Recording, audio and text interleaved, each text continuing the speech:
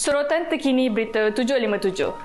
Pengaruh media sosial Zidane Aziz antara jemaah Malaysia yang terkandas di Tanah Suci susulan konflik ketegangan antara Israel dan Iran yang menjejaskan ruang udara antarabangsa.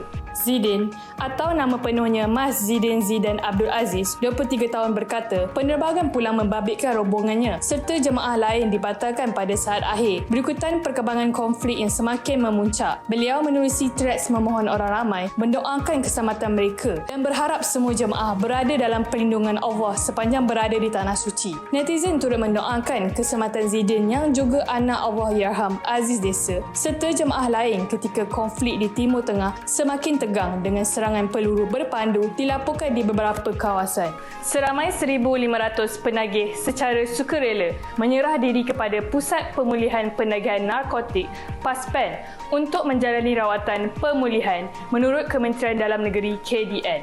Menteri Dalam Negeri Datuk Seri Saifuddin berkata jumlah itu direkodkan daripada 6,000 klien di 30 PASPAN seluruh negara, manakala sekitar 50,000 lagi berada dalam komuniti. Beliau berkata pindaan Akta Penagih Dadah Rawatan dan Pemulihan 1983 membolehkan penagih menyerah diri tanpa takut stigma jenayah kerana nama mereka tidak akan direkodkan jika masuk secara sukarela. Menurutnya, klien kebiasaannya menjalani rawatan sehingga 2 tahun namun boleh dibenarkan keluar lebih awal berdasarkan perkembangan pemulihan dengan kadar kebersanan program mencecah 80%. Dalam perkembangan lain, Mekah akan menyaksikan fenomena penjajaran bulan di atas Kaabah pada malam Ahad apabila bulan kelihatan hampir tepat berada di atas bangunan suci itu. Ketika penjajaran berlaku, bulan berada pada jarak 374,187 km dari bumi dengan tahap pencahayaan sekitar 91%.